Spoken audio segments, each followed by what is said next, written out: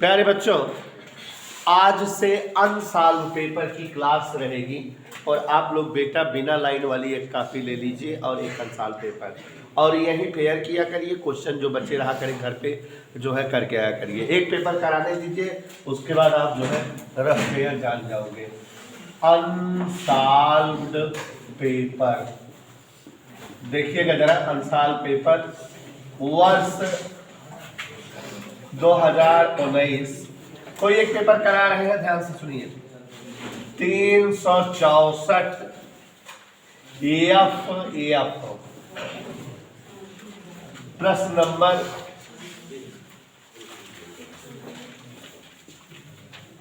1 का एक और बढ़िया बात बता रहा हूं, विक्रांता तुम नहीं मानोगी। जैसे बेटा क्वेश्चन लिखे रहिएगा, तुरंत यहाँ नीचे सॉल्यूशन करिएगा। तो कभी कॉपी रिवाइज करनी होगी तो आपको अनसॉल्व नहीं लेना रहेगा, डायरेक्ट कॉपी रहेगी, सामने क्वेश्चन लिखा है, नीचे सॉल्यूशन। तो प्रश्न लिख करके उसका हम लोग हल करेंगे। हाँ बच्चों, क्वेश्चन देखिए आपके सामने पढ़ रहे हैं और पुरानी यादें ताजा हो जाएंगी। एक वृत्ति चालक कुंडली में धारा 2 एम्पियर से 18 एम्पियर तक बढ़ती है। पहले धारा 2 एम्पियर है, बाद में धारा 18 एम्पियर हो गई। कहने का मतलब बेटा डेल्टा आई या डी आई चाहे जो कहो, दिया हुआ है 18-2 16 एम्पियर और ये 0.05 सेकंड में बढ़ती है। dt भी दे दिया। प्रेरित विद्युत वाहक बल इस दौरान E बराबर 20 वोल्ट है। हमसे स्वप्रेरकत्व या स्वप्रेरण गुणांक बताना है। याद करिए बच्चों, स्वप्रेरकत्व या स्वप्रेरण गुणांक L के लिए दो सूत्र हैं। एक सूत्र बीना मिश्रा बता रही हैं, N फाई बराबर L आई था धारा और फ्लक्स के साथ, L बराबर N फाई बटे आई। ठीक बेटा, एक सूत्र था L और प्रेरित विद्युत वाहक बल के साथ। तो अब यहाँ पर देखो जरा, वही वाला सूत्र लगा देंगे। L बराबर माइनस E बटा di/dt, यही सूत्र होता है। याद आया?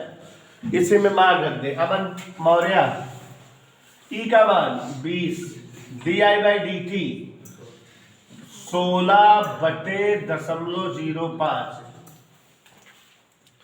सॉल्व करिए, 0.05 ऊपर आ गया, 20 गुणे 0.05 बटे 16, 4 चौक 16, 4 पंचे 20, 5 25 बटे 4, भाग दे दीजिएगा,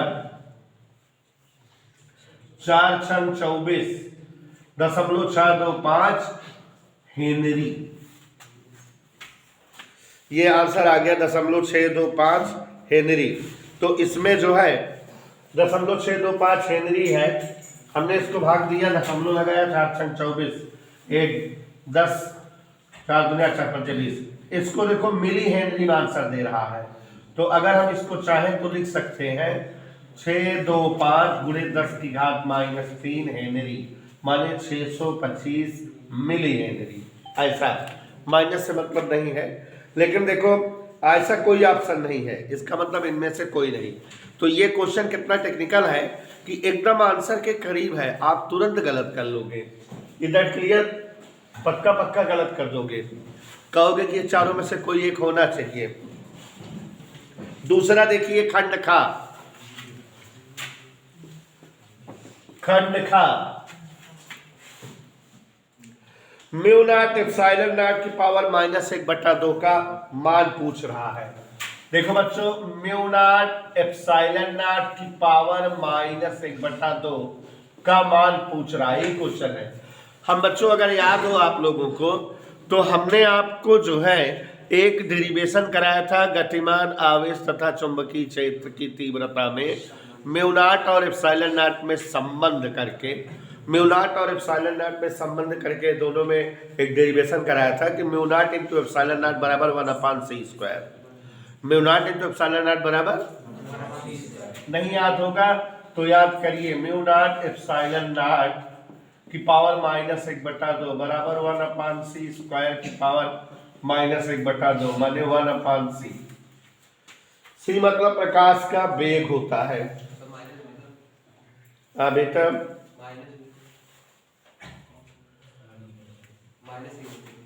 हाँ, पावर -1 ऐसे, ठीक है।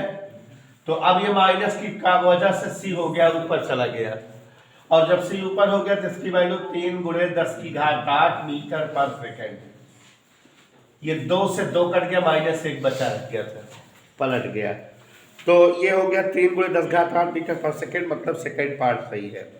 खंडगा देखिए, जिसमें लैंग्वेज रहेगा क्वेश्चन में, आप प्लीज क्वेश्चन लिख लीजिएगा और ये तरीका अपनाइए, जो टीचर कहता है उसको करना चाहिए।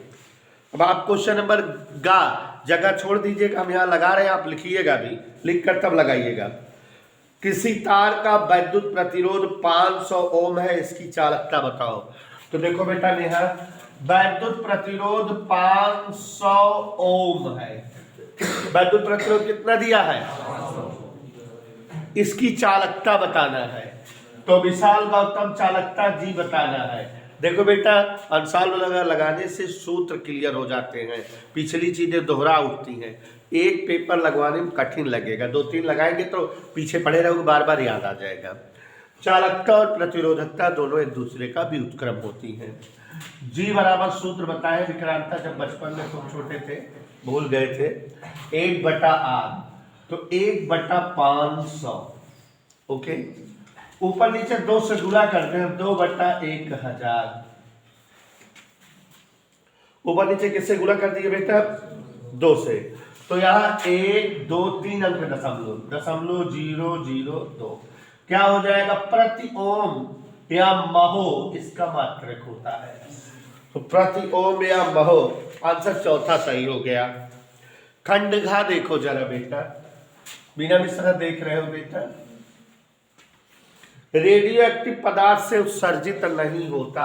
क्वेश्चन आप लिखिएगा, ठीक है, बिना क्वेश्चन लिखे मत करिएगा। रेडियो एक्टिव पदार्थ से उत्सर्जित नहीं होता।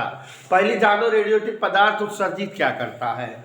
अल्फा किरण, बीटा किरण, गामा किरण, यही 3 चीजें उत्सर्जित करता है। क्या क्या बेटा? हाँ बेटा बीना।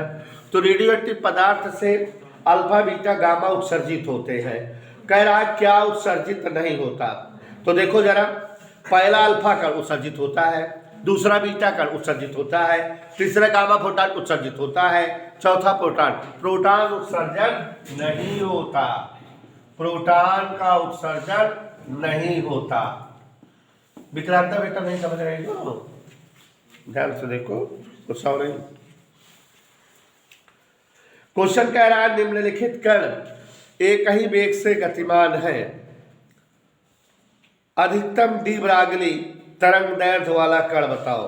आपको 4 कण दिया है, कह रहा है सबकी वेलोसिटी बराबर है, तो डी ब्रागली तरंग दैर्ध्य किसकी अधिक होगी, यही पूछ रहा है ना। तो देखो जरा, डी ब्रागली तरंग दैर्ध्य का सूत्र हमने आपको बताया है, लैम्डा बराबर h/t। याद आया? तो सभी बदतमीजी के साथ देखें, lambda for electron h/m/e/b, lambda for proton h/m/p/b। Vikranta देख रही हो बेटा? लैम्डा फॉर न्यूट्रॉन न्यूट्रॉन का mass into B, lambda for alpha h/मास ऑफ अल्फी इंटू बी। समझ आया? अब यहां पर गौर फरमाने वाली बात है, अगर आप लोग फरमाओ तो हम बताएं, सवाल की धज्जी उड़ा दे। देखो क्वेश्चन, ये जो पेपर मैंने चयनित किया है विक्रांता, कठिन है कि नहीं? थोड़ा कठिन लग रहा है ना, इजी नहीं है एकदम, क्वेश्चन टेक्निकल है। क्वेश्चन कह रहा है बेटा कि इलेक्ट्रॉन, प्रोटॉन, न्यूट्रॉन और अल्फा कण में किसकी तरंग दैर्ध्य डी ब्रागली अधिक होगी। डी ब्रागली तरंग दैर्ध्य का सूत्र लिख दिए। सब में H और B कॉमन है, देख लो सब में है, और M नीचे है, इसका मतलब लैम्डा M के उल्टा अनुपाती है।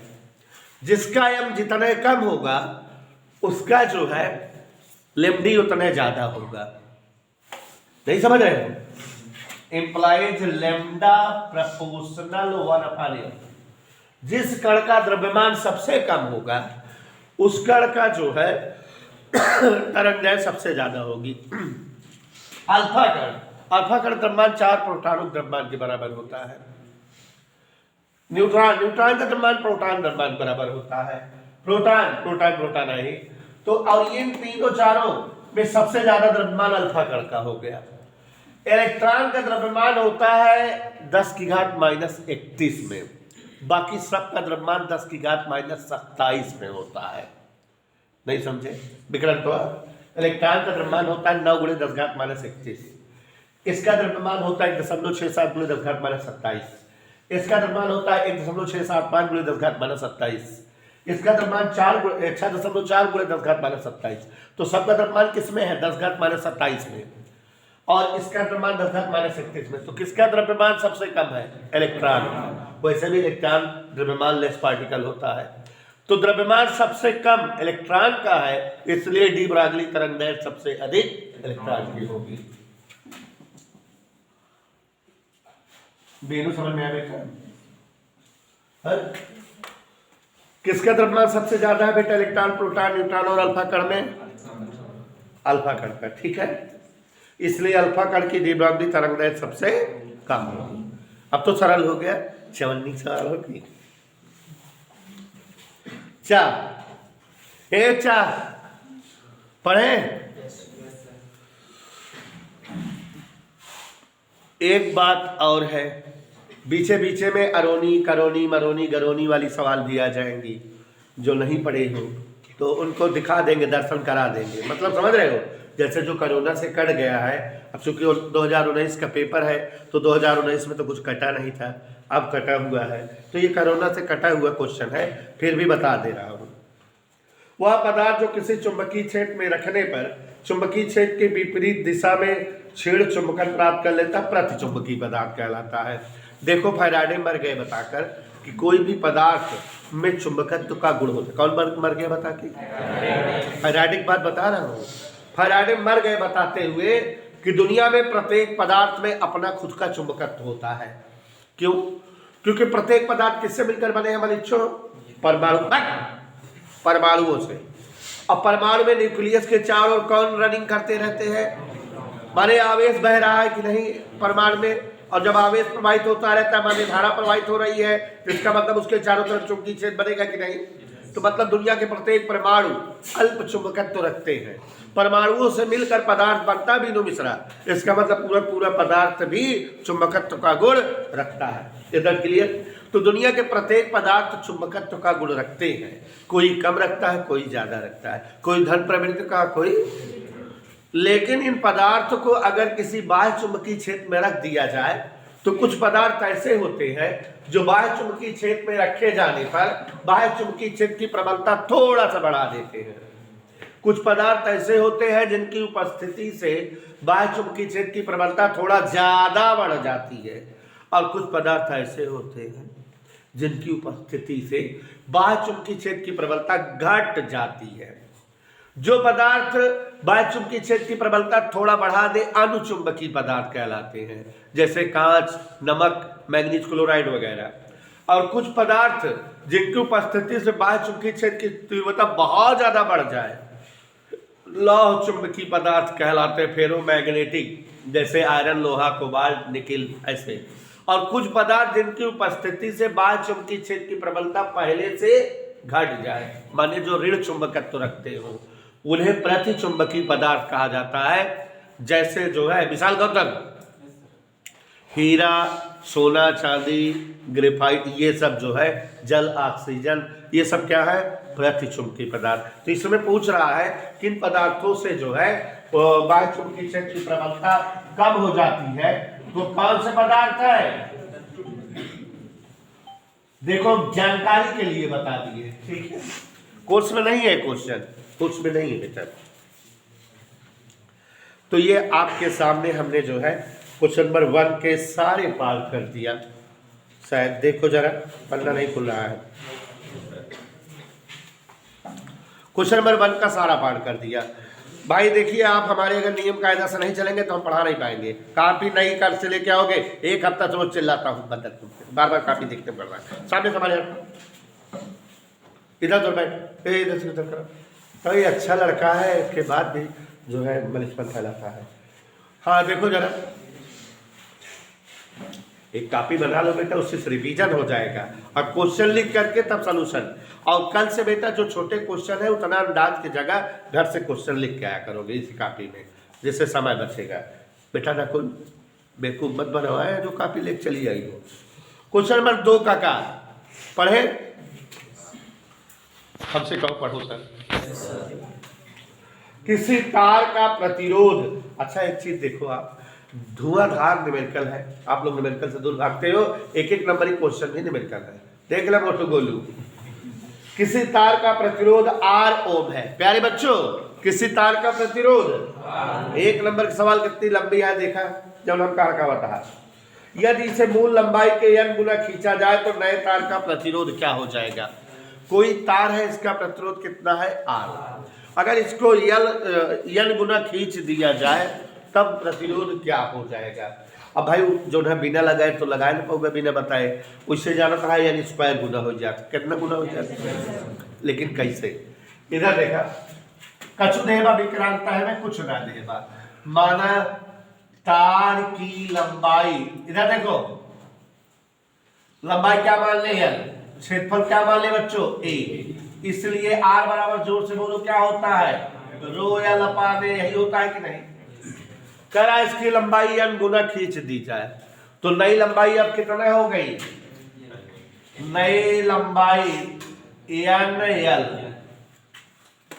जब तार जो है हम खींचते जाओगे तो तार पथराता जाएगा, माने क्षेत्रफल कम होता जाएगा, लेकिन तार का द्रव्यमान और आयतन तो घटेगा बढ़ेगा नहीं। तो यही लॉजिक लगाते हैं, नया आयतन तार का बराबर पुराना आयतन, बिनु सब भूल गए, नया आयतन बराबर, याद करिए नया आयतन बराबर, तो आयतन मतलब आधार क्षेत्रफल थोड़ी ऊंचाई, नया आयतन पुराना आयतन में आधार क्षेत्रफल a था, लंबाई l थी, और नए आयतन में लंबाई l है, आधार क्षेत्रफल नहीं मालूम, l से l कट गया, a डैश बराबर देखो a बटा l आ गया, नया क्षेत्रफल आ गया, इसलिए नया प्रतिरोध r डैश रो l की जगह क्या लिखे अपान a, तो ये n से ऊपर गया n square rho l upon a, n square rho l upon a किसका मान है, आंसर आ गया ना। वैसे भी हमने बताया था कि कितना हो जाएगा प्रतिरोध, n स्क्वायर गुना बताए थे ना। सोचो एक नंबर की सवाल है बेटा, लगाना पड़ रहा है कि नहीं, बलिश पर नहीं है। खा स्वप्रेरकत्व की परिभाषा दीजिए, खा स्वप्रेरकत्व, याद करो बीना मिश्रा 2 तरह से परिभाषा लिखाए थे बेटा, याद नहीं होगी। एक इस सूत्र के द्वारा, एक n फाई बटे आई से, तो n फाई बटे आई से लिखा दे रहे हैं, अंदाज कितना जगह छोड़ के लिखो। किसी कुंडली में एकांक धारा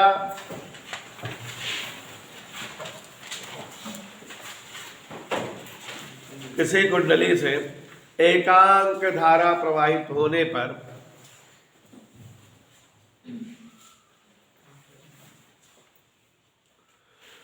किसी कुंडली से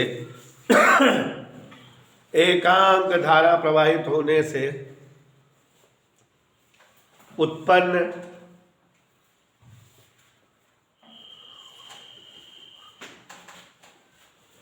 एकांक धारा प्रवाहित होने से उत्पन्न चुंबकीय फ्लक्स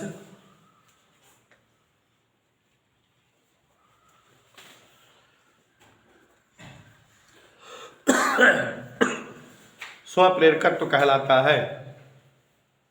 इसका मात्रक वेबर प्रति एम्पियर या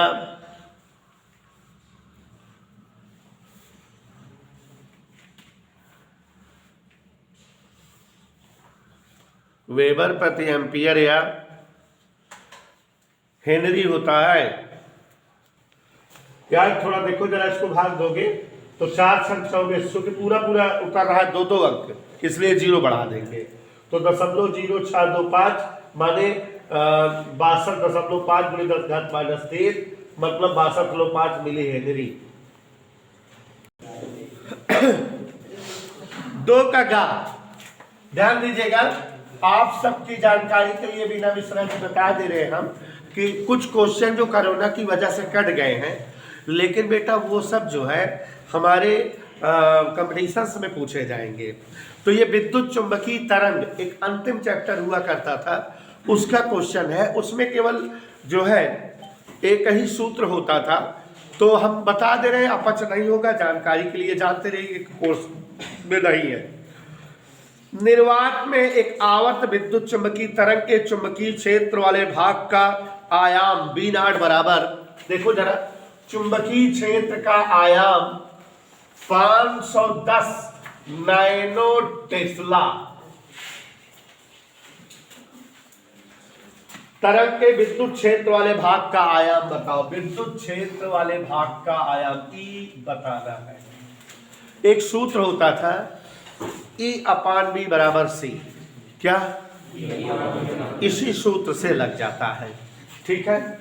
तो E/B बराबर C, तो E बराबर C into B nought. C की जगह 3 गुणे 10 की घात 8, 510 गुणे 10 घात -9। ये बेटा 0 से 9 हो गया, 3 1 कम 3, 3 5 15। ये ई नॉट की वैल्यू हो जाती थी। तो ये बच्चों किस अभ्यास का सवाल है? विद्युत चुंबकीय तरंग का।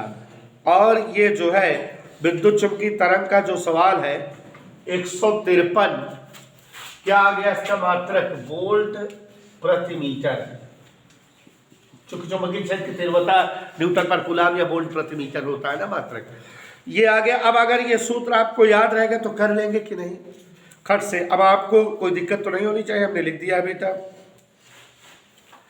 ठीक है। अगला क्वेश्चन देखो जरा, कह रहा है माइक्रोवेव का तरंगदैर्घ्य परिसर तथा इससे उत्पन्न स्रोत। देखो बच्चों, जब विद्युत चुंबकीय तरंग वाला पाठ आपको पढ़ाते हैं हम रहता अगर जो है कोर्स में, तो उसमें बेटा हर प्रकार की तरंगों की तरंगदैर्घ्य और आवृत्ति परिसर बताया गया था।